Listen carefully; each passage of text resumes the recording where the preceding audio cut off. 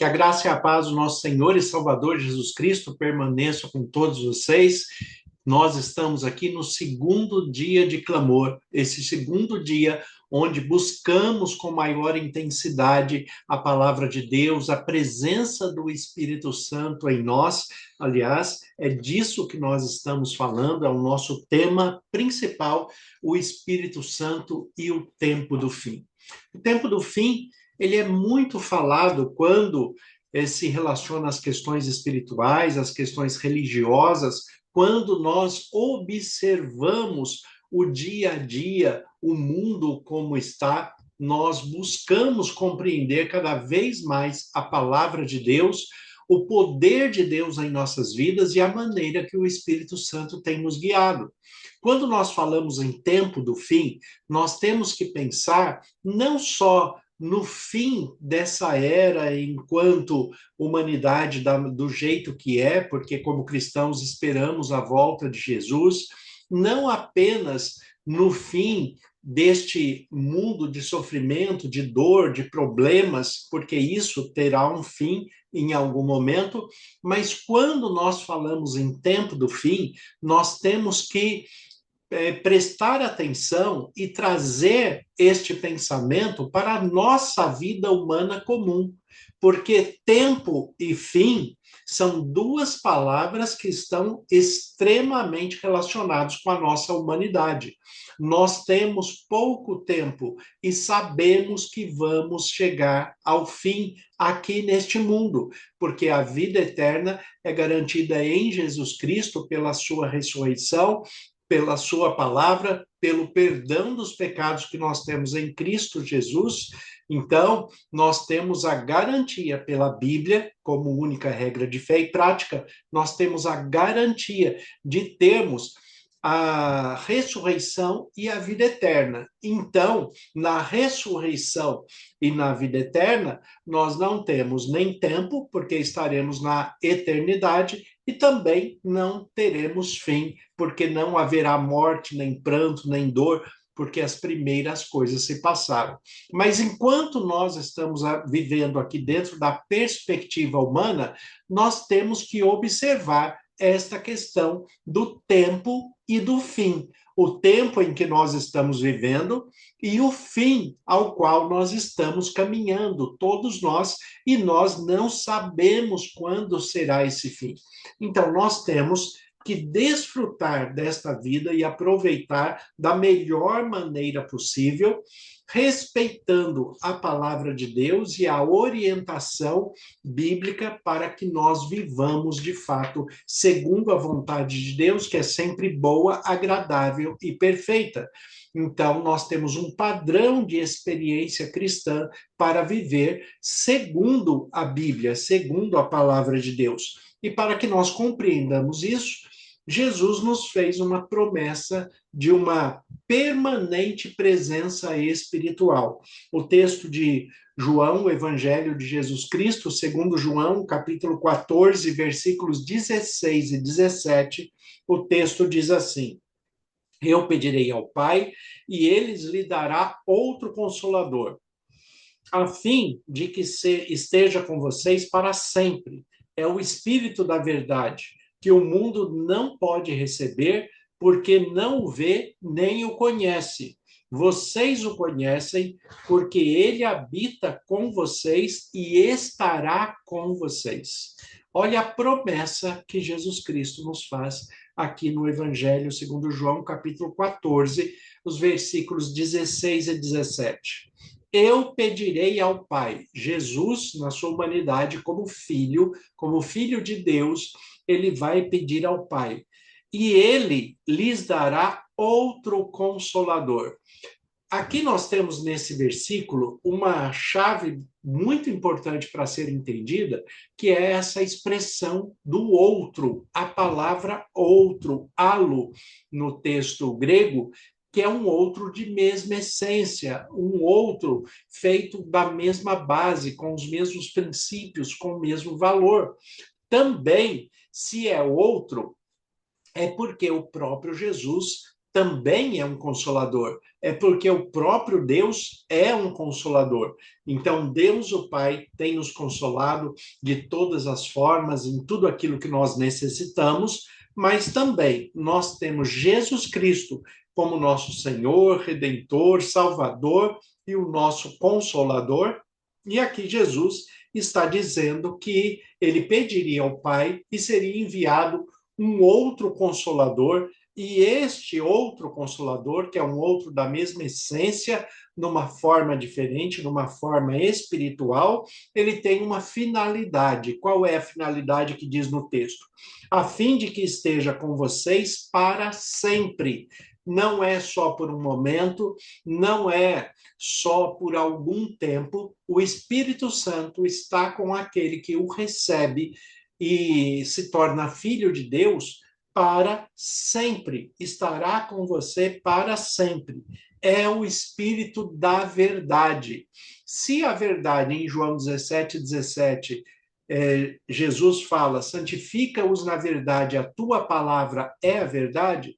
Se a palavra de Deus é a verdade e o Espírito é o Espírito da verdade, ele é o Espírito que nos faz compreender e inspirou a escrita bíblica, a escrita da palavra de Deus. É o Espírito da verdade, que o mundo não pode receber porque não vê nem o conhece.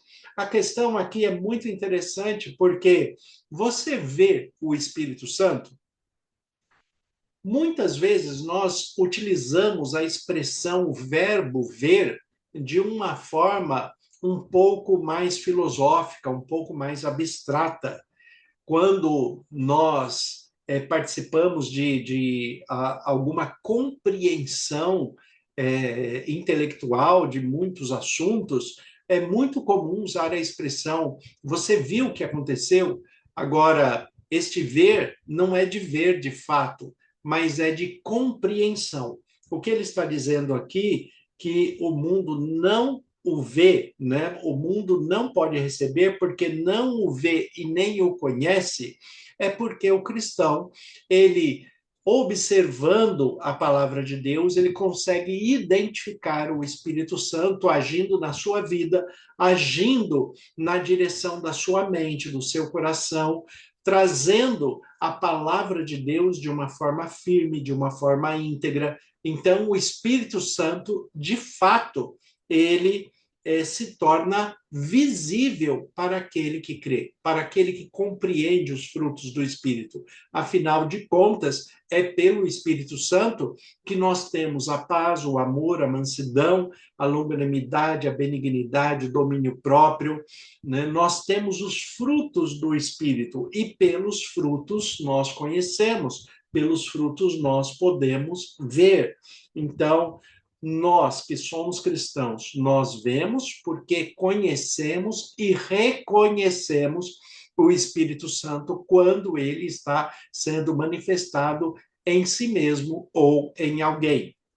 Então, o Espírito Santo, ele tem esta qualidade visível, não na sua forma, mas na sua maneira de atuar, na sua maneira de ser, na sua maneira de estar conosco. E isto já foi promessa de Deus o Pai, né, muito antes, em muitas passagens bíblicas, e nós temos algumas delas aqui, como, por exemplo, Ezequiel, capítulo 36, os versículos 26 e 27. Olha o que diz aqui. Eu lhes darei um coração novo e porei dentro de vocês um espírito novo. Tirarei de vocês o coração de pedra e lhe dareis um coração de carne. Porei dentro de vocês o meu espírito e farei com que andem nos meus estatutos, guardem e observem os meus juízos. Então, observe, né, que quando nós cumprimos a palavra de Deus, quando nós observamos a palavra de Deus e colocamos a palavra de Deus em prática em nossas vidas, segundo a perspectiva de Jesus Cristo, por isso que nós somos cristãos, isto acontece porque o Espírito de Deus está trabalhando em nossas mentes e corações. O Espírito Santo está nos moldando, está nos transformando, porque Deus está tirando de nós um coração de pedra e colocando em nós um coração de carne, um coração sensível, um coração que pode sentir as questões espirituais. Aqui no texto diz: tirarei de vocês o coração de pedra e lhes darei um coração de carne. Ou seja, eu vou tirar de vocês um pensamento rígido que, se forçar, ele quebra, mas não é maleável, e vou colocar em vocês um coração de carne, um pensamento em que vocês possam compreender, ter a sensibilidade da compreensão espiritual e emocional. E o texto continua: porém, dentro de vocês, o meu espírito. Olha o que ele diz aqui: porém, dentro de vocês, o meu espírito. O Espírito de Deus habita em nós que somos filhos de Deus. Habita em todas as pessoas? Não, mas todas as pessoas, em algum momento, são participantes do Espírito Santo, porque o Espírito Santo é quem convence do pecado, da justiça e do juízo. Então, todas as pessoas que estão buscando a Deus são participantes do Espírito Santo. Quando recebem a Jesus Cristo como o único Senhor e Salvador de suas vidas, eles também recebem o Espírito Santo, assim como todos nós recebemos. E esse Espírito é o próprio Espírito de Deus habitando em nós. E ele serve para quê? Olha o que diz aqui em Ezequiel 36, 27. Né? E farei que andem nos meus estatutos, guardem e observem os meus juízos. O que o Espírito Santo faz? Convencer que a Bíblia é a única regra de fé e prática para o cristão, que a Bíblia contém a verdade e os ensinos de Deus, as leis de Deus, a palavra de Deus, e nós colocamos em prática e cumprimos esses mandamentos, essas leis, esses estatutos, não por serem mandamentos, mas por compreender o amor de Deus e compreender que ele deixou por escrito tudo o que há de melhor para que nós vivamos bem e tenhamos uma vida com abundância, como fala Jesus em João 10, 10. Eu vim para que tenham vida e vida em abundância. Então, aqui Deus está falando: porém, dentro de vocês o meu espírito, e farei com que andem nos meus estatutos, guardem e observem os meus juízos. E isso nós fazemos com gratidão, com amor, com respeito, com temor, porque é assim que nós compreendemos a palavra de Deus. Nós não nos relacionamos com Deus por obrigação. Não precisamos disso, não somos obrigados a viver segundo as leis de Deus, mas fazemos e vivemos as leis de Deus por amor, por compreender que ele tem o melhor para cada um de nós. Também o texto de Isaías, versículo 44, Isaías capítulo 44, versículos 3 e 4. O texto diz assim: derramarei a água sobre o chão sedento e torrente sobre a terra seca. Derramarei o meu espírito sobre a sua posteridade e a minha bênção sobre os seus descendentes. E eles brotarão como a relva, como salgueiros junto a correntes de água. Olha aqui o texto de Isaías 44. Isaías 44, versículos 3 e 4. Porque derramarei água sobre o chão sedento e torrentes sobre a terra seca. Você é uma terra seca espiritualmente? Você está sedento de Deus? Tem buscado Deus na sua plenitude, na sua abundância, dentro da sua palavra? A promessa de Deus é que eu derramarei água sobre o chão sedento. O chão sedento é o nosso coração, a nossa mente, os nossos pensamentos, os nossos sentimentos e emoções. Nós somos sedentos da espiritualidade, somos sedentos de Deus. Então, se você é um sedento da espiritualidade, do Espírito Santo de Deus habitando em você, Busque, porque Deus promete que vai derramar sobre esse chão sedento torrentes sobre essa terra seca. Ou seja, você será de fato completamente encharcado pelo Espírito Santo, o que também é um símbolo do batismo. É por isso que o batismo é feito por imersão. A palavra batismo do grego quer dizer exatamente isso, imergir. Por quê? Quando nós afundamos na água, além de representar a morte, a ressurreição, também representa um novo nascimento e que nós estamos sendo encharcados pelo Espírito de Deus. Né? Nós estamos sendo todo envolto, todo fazendo parte totalmente do Espírito de Deus, porque somos terra seca, buscando como sedentos as torrentes das bênçãos de Deus. E ele continua falando: derramarei o meu espírito sobre a sua posteridade e a minha bênção sobre os seus descendentes. Então, você que busca Deus é um abençoado e abençoa a família que você representa, o lugar que você trabalha e todos aqueles que caminham com você são abençoados pelo poder de Deus. Então, observe a promessa de Deus que vai derramar o Espírito e você será abençoado, não só você, mas os seus descendentes. E eles, os seus descendentes, brotarão como relva, ou seja,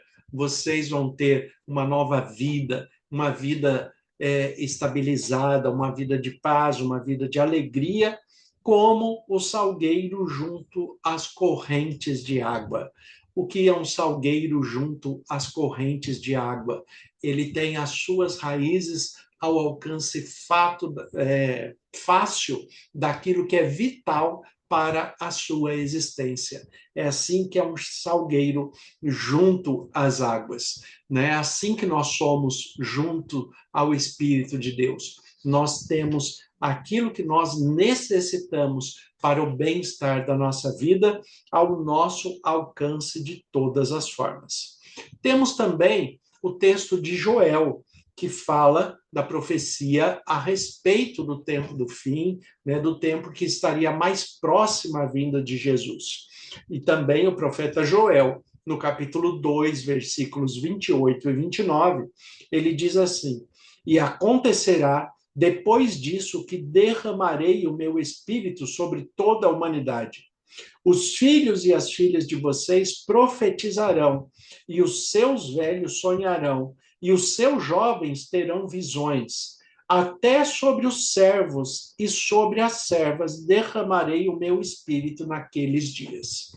O que Deus está falando aqui em Joel não é só a garantia de que ele vai derramar o seu espírito, como de fato derramou sobre nós, e é por isso que nós compreendemos a palavra de Deus e somos guiados pelo Espírito Santo. Mas também ele reforça a ideia que esse espírito é o espírito dele, é ele que está enviando, e ele vai derramar, como diz aqui, sobre toda a humanidade. Não é só para uma pessoa ou outra, é sobre toda a humanidade. Aqueles que aceitam se tornam filhos de Deus. Aqueles que o rejeitam continuam como criaturas de Deus. Mas o Espírito está disponível a todas as pessoas, porque Deus não faz acepção de pessoas. Então, derramarei o meu espírito sobre toda a humanidade. Os filhos e as filhas de vocês profetizarão. O que é a perspectiva da profecia na vida hebraico? A palavra profecia tem a ver com a capacidade de analisar uma situação e olhar a perspectiva de futuro, olhar, saber analisar uma situação de hoje, projetar o resultado disso para o futuro. Então, nós teremos maturidade espiritual, temos maturidade espiritual quando observamos as questões divinas, as questões espirituais. E aqui ele fala: vossos filhos e filhas profetizarão, terão maturidade, serão capazes de analisar as questões espirituais de Deus. Os velhos sonharão, né? Sonhar porque já tem a sua experiência de vida e projetando esses sonhos para educar os jovens e para a posteridade. E os seus jovens terão visões, enxergarão o futuro, e até sobre os servos e servas derramarei o meu espírito naqueles dias. Sabe o que isso significa? Até sobre os servos e servas. Significa que quando você convive, mesmo com as pessoas que não partilham da sua fé, se você é um filho de Deus, abençoado por Deus, guiado pelo Espírito Santo, a sua bênção será compartilhada com aqueles que convivem com você. Então, você é um filho, uma filha de Deus abençoado, abençoada, e aqueles que convivem com você são abençoados também pela bênção que você recebe. Isto é promessa de Deus, aqui em Joel, capítulo 2, versículo 28 e 29. Trazendo para o Novo Testamento, nós temos também a promessa em Atos, capítulo 1, versículo 8, onde o próprio Jesus nos diz: mas vocês receberão poder ao descer sobre vós o Espírito Santo, e serão minhas testemunhas, tanto em Jerusalém, como em toda a Judéia e Samaria e até aos confins da terra. Mas eu vos digo a verdade, né? É melhor para vocês que eu vá. Aqui, juntando o texto de João 16. Mas fixando aqui o texto de Atos 1:8, o que ele diz? O que é a promessa de Jesus no Espírito Santo? Vocês receberão poder ao descer sobre vós o Espírito Santo. E essa expressão do poder aqui, ela é muito interessante, porque a palavra é utilizada aqui como dínamos. Dínamos é aquele que gera energia. Vocês receberão um gerador de energia tão forte, tão intenso, porque descerá sobre vocês o Espírito Santo. E vocês serão minhas testemunhas. E aqui nós temos que entender uma coisa. A palavra testemunha, que foi traduzido como testemunha, ela tem uma compreensão semântica diferente no texto grego. Porque a palavra que foi traduzida como testemunha, em grego, é mártir. E mártir e testemunha são duas coisas diferentes na nossa semântica, na nossa compreensão da língua portuguesa. Um mártir é aquele que morre pelo que acredita, aquele que tem absoluta convicção e guarda a sua convicção até o fim. Esse é um mártir.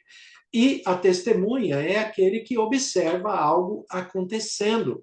Então, nós não somos apenas testemunhas oculares, nós não estamos apenas observando o que Jesus faz, o que Deus faz, o que o Espírito Santo faz através de nós.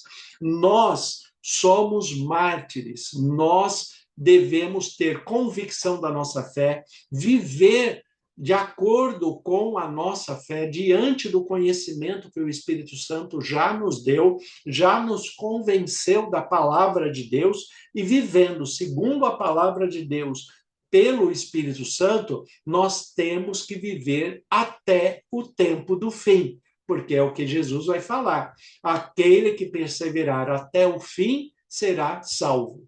Você tem perseverado nas suas convicções espirituais, no que você acredita de fato dentro da palavra de Deus como única regra de fé e prática para a sua vida e para a sua família? É claro que aqui está falando de uma maneira individual. Você não pode obrigar o outro a ser um mártir. No máximo, ele vai ser uma testemunha, porque ele vai observar o que está acontecendo com você.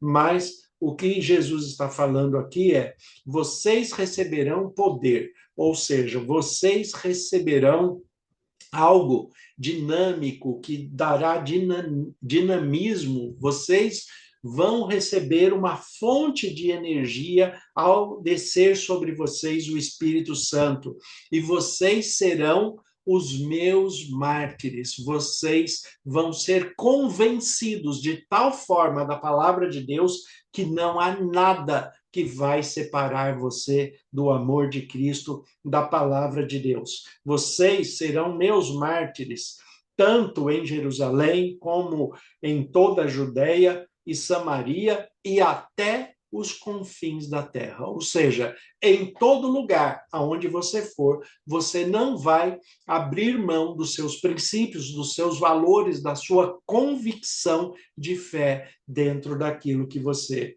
de fato acredita. E aqui, por último, o texto de João, capítulo 16, versículos de 7 a 11. O texto diz assim, Jesus novamente falando: mas eu lhes digo a verdade, é melhor para vocês que eu vá, porque se eu não for, o Consolador não virá a vocês. Mas se eu for, eu o enviarei a vocês. Quando ele vier, convencerá o mundo do pecado, da justiça e do juízo. Do pecado, porque eles não creem em mim. Da justiça, porque eu vou para o Pai e vocês não me verão mais. Do juízo, porque o príncipe deste mundo já está julgado. O príncipe deste mundo é Satanás, o adversário de Deus. Ele já está julgado e terá o seu fim. E a própria Bíblia fala que ele tem consciência, que ele tem até uma pressa de agir, porque ele sabe que lhe resta pouco tempo. Ele sabe que ele não vai durar para sempre. Ele sabe que lhe resta pouco tempo. Então, o que Jesus disse aqui aos seus discípulos: eu vos digo a verdade, é melhor para vocês que eu vá. Jesus não poderia permanecer aqui neste mundo, porque senão ele estaria preso a uma condição em que a sua onipresença estaria limitada. Mas ele fala: convém que eu vá, porque se eu não for, o Consolador não virá a vocês. Se eu não for, o Espírito Santo não virá a vocês. Mas se eu for, eu enviarei a vocês. Ele mesmo vai pedir ao Pai, vai enviar o Espírito Santo a vocês. E quando ele vier, observe essa palavra que é muito importante. Não é se ele vier, não é uma condição, é quando, advérbio de tempo. O Espírito Santo veio, vem todos os dias e permanece em nós. Quando ele vier, convencerá o mundo do pecado, da justiça e do juízo. E aqui ele explica: do pecado, por quê? Porque não creem em mim. Não crer em Deus é o primeiro pecado da humanidade. Quando Deus, lá no Éden, falou para não comer do fruto, e o ser humano resolveu comer, porque o adversário de Deus falou que não haveria problema nenhum em comer, então ele duvidou de Deus, eles não creram na palavra de Deus.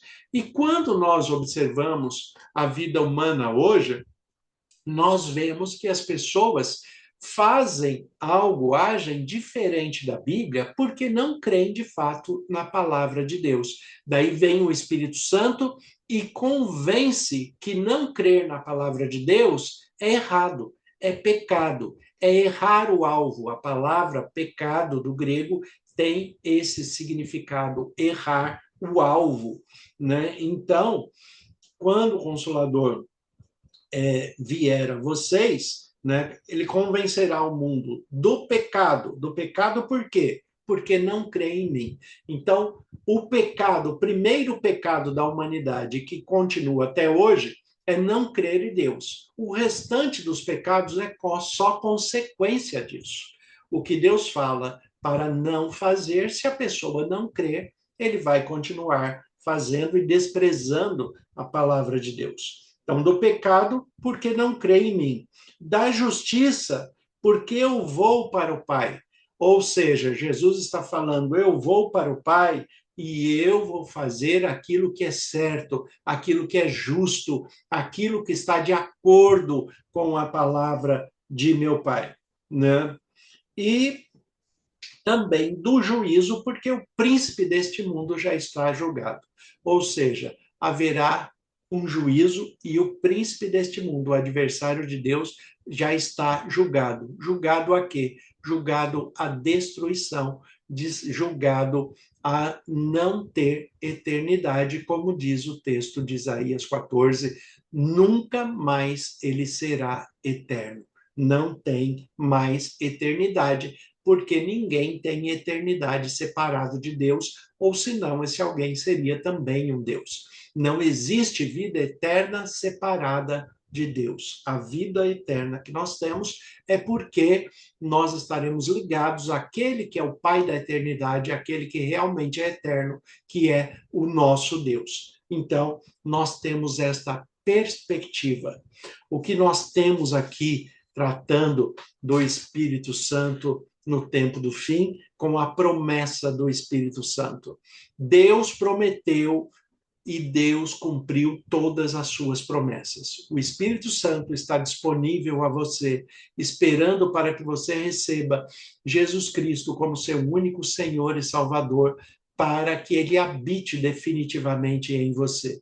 E se você já o recebeu, você tem esse Espírito e é pelos frutos que você será reconhecido. Pelo amor, pela paz, pela paciência, pela mansidão, domínio próprio, longanimidade, benignidade, todos os frutos do Espírito, porque pelos frutos é que nós conhecemos quem de fato é guiado pelo Espírito Santo e quem de fato é filho de Deus. Então, que Deus continue abençoando você, a sua vida, conceda paz, direção espiritual e a sensibilidade de ouvir a voz e a direção de Deus pelo Espírito Santo através da Bíblia, como única regra de fé e prática para todo cristão. Que Deus abençoe. Tenha um excelente dia em nome de Jesus. Senhor, nosso Deus e Pai, nós te agradecemos pela tua palavra que é viva e eficaz. Como ministro do Evangelho, em nome de Jesus, eu peço as tuas bênçãos sobre todos os que estão nos acompanhando neste momento. Que o Senhor conceda da tua paz, dirija os nossos passos. E como ministro do Evangelho, em nome de Jesus, eu peço as tuas bênçãos sobre todos aqueles que acompanharam essa mensagem e sobre cada família por eles representada. Nós te agradecemos, colocamos nossas vidas em tuas mãos, pedimos a direção do Espírito Santo, em nome de Jesus. Amém. Que Deus abençoe a todos vocês.